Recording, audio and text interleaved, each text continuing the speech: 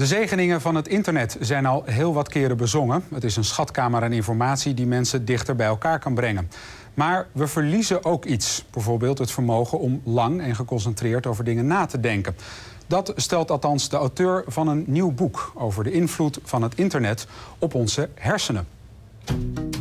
De hele dag laten we ons afleiden door e-mail, nieuwssites, Facebook, Twitter, de smartphone en ga zo maar door. Een bombardement aan informatie. Maar we dreigen daardoor wel iets heel belangrijks kwijt te raken. Concentratie en diep nadenken. Want daar hebben we een berichtje. Internet makes us stupid. I think a better word than stupid is superficial. It encourages us to kind of stay on the surface of information, finding lots of information, lots of different information and messages, but I think it discourages us from thinking deeply about that information. Als we aan het surfen zijn, lezen we vluchtig en gehaast en denken we verstrooid en oppervlakkig. Het hele medium is erop gericht om onze aandacht zoveel mogelijk te versnipperen.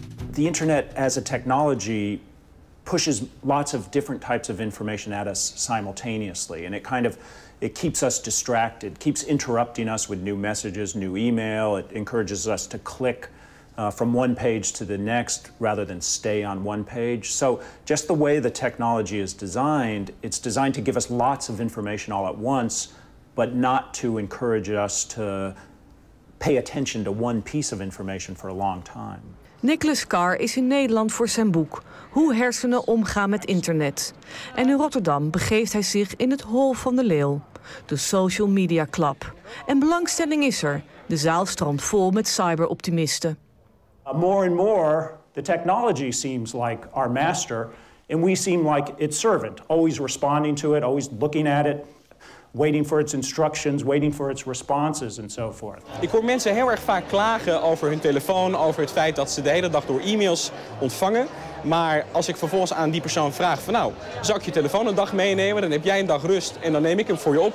Dan zeggen mensen toch vaak nee, dat wil ik helemaal niet. Een aantal van zijn opmerkingen vind ik terecht, want je doet 1000 kleine dingetjes op één dag in plaats van 2 of 3 grote dingen. Maar de maatschappij is op dit moment ook wel zo dat er van je gevraagd wordt om 1000 kleine dingetjes te doen in plaats van 1 of 2 grote. En ja, heel veel mensen kunnen er ook heel goed in functioneren. Dus ik zie het wat minder pessimistisch dan Nicholas het ziet. Op internet klikken we van de ene link naar de andere. Gemiddeld blijven we 10 seconden op een pagina hangen. De hoeveelheid informatie die we te verwerken krijgen is oneindig. There's some evidence, some psychological tests that show that the more time people spend online, looking at screens, multitasking, the less able they are to distinguish important information from trivial information. They become so kind of addicted to just information that it doesn't matter if it's trivial or important, they want it immediately.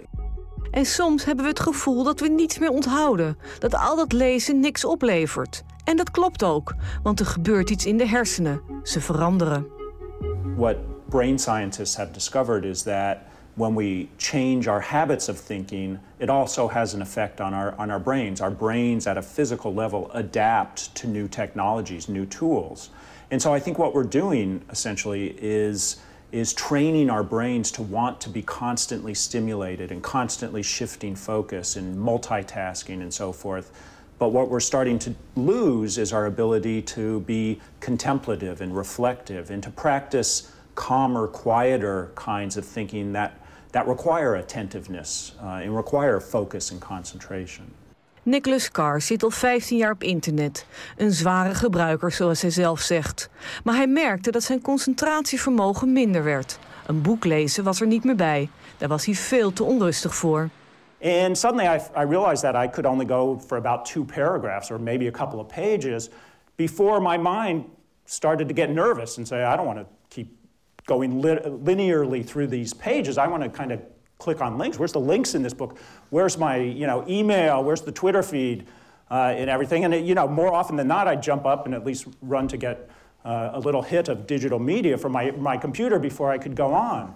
But it was only then that I connected it to the net and to the technologies I was using. Up till then, I think most of us, when we go through these things, think it's age or think it's, we're really busy or our kids are distracting us or whatever.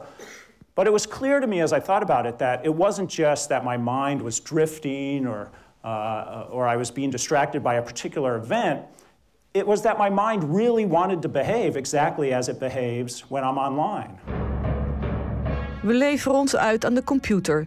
In de film van Stanley Kubrick, 2001: A Space Odyssey, kan astronaut Dave praten met computer Hall. Hal, I won't argue with you anymore. Open the doors. Dave, this conversation can serve no purpose anymore. Goodbye. Hal? Hal? I've always enjoyed 2001, and I think one of the themes of that film is that as we come to depend more and more on computers, we begin to lose some of our humanity and we begin to think like computers.